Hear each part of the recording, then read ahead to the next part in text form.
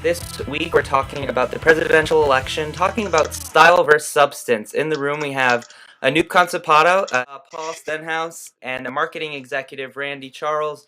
We saw a conservative super PAC called American Crossroads put out an ad recently, kind of making fun of President Obama's celebrity status. Let's see if we can watch that right now.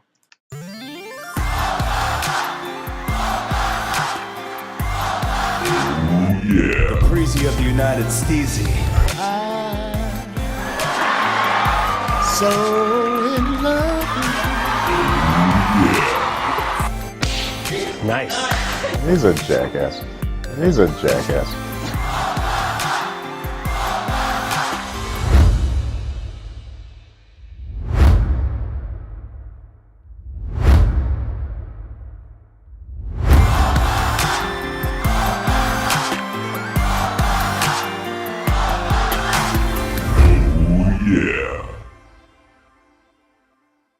Paul, what sorts of thoughts do you think?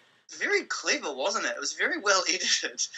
It clearly they'd paid someone a lot of money to go back through a lot of footage to make that ad. It's interesting, isn't it?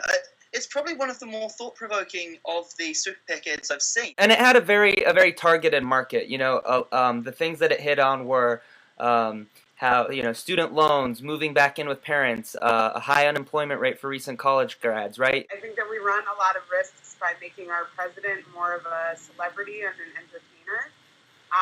Are we seeing Obama as more of a celebrity, or are we seeing more of like a people's person, like a people's president? Because it really feels like we've lowered that kind of bar between the president and the president.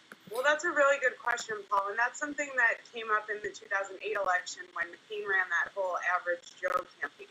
And a lot of people said, like, look, I don't want my president to be an average Joe, I mean, this is a criticism Joe Biden gets a lot. Like, it's a tough line. You don't want the president to be an elitist and not relatable to the people, but you also don't want him to be one of the everyday people. And it's an interesting point because it's, the election is well underway, the campaigning has started, and it seems as of now that he is going to sort of embrace this strategy that he had in 2008, sort of going more for style over substance, at least with young people. But the question is, will it hurt him? Are young people, disengaged by it? Is it actually going to make them like him less because maybe they don't want a celebrity in office, they want a president? The problem with the campaign this time around, though, is that they've got data. They've got 4 years of what Obama's done, where, when he was coming in, he had none of this kind of background. He really could champion this hope message based on, well, nothing. I think he's been campaigning for 4 years, and what I really needed was a leader, not necessarily a candidate. So I think this is absolutely going to be the groundwork for his campaign this time around, but it's very different to run as an incumbent.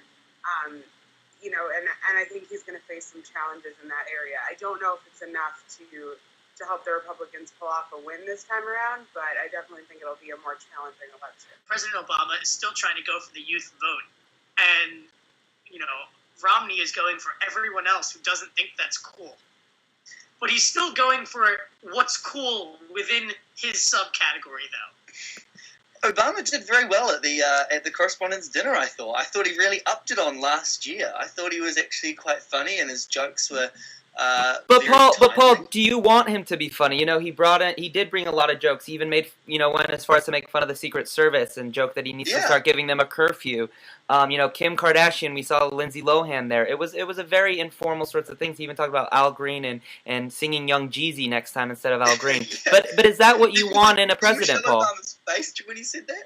Well, see, I don't know. I mean, I kind of can see him putting on two hats, where he can maybe have a laugh one time and then get serious and sort out some top terrorists the next. I mean, my issue is that, if he was a president who was making a lot of decisions and I think really making legislative advancements that I expect from a president, I would have no problem with him slow jamming the news with Jimmy Fallon. The problem is that I think it's at the expense of the decision making that he's doing all of this stuff. I think he's a distracted president. He has been a president of some pretty tough times, whether you were Republican or Democrat. This wouldn't be a good time to be a president. No, it's not. And look, and that's the balance side is, he had the deck stacked against him to begin with, right? He walked into some really tough circumstances. But, I mean, I think he's distracted because I think he's very focused on image and reputation management and not so much focused on policy. And, he's worried about being everyone's best friend and being that sort of rock star president. But I want to know what he's thinking about when he's actually sitting in the Oval Office making the decisions that affect us. He was quick to bring up the Bin Laden thing again in the correspondence dinner. Not the last time you're going to hear that from him. No, I don't think it's going to be. We're getting a question on Twitter right now from Mike G86, and he wants to know what sort of impact do you think Obama's celebrity status has on the international reputation of the United States? America is one of the world's superpowers. I don't think that seeing the president make a couple of jokes at a correspondence dinner is really going to change that, because I guess they know that he's still the man in charge of one of the most powerful countries in the world. Anoop, do you think that the current style that Obama is on is going to resonate with young people, or do you think that they're just kind of disillusioned by the celebrity rock starness of a president and they're going to see beyond it? I mean, the fact that he's playing to the celebrity rock star, that's to get money, right? So I ignore that part. That part is part of the, campaigning President Obama.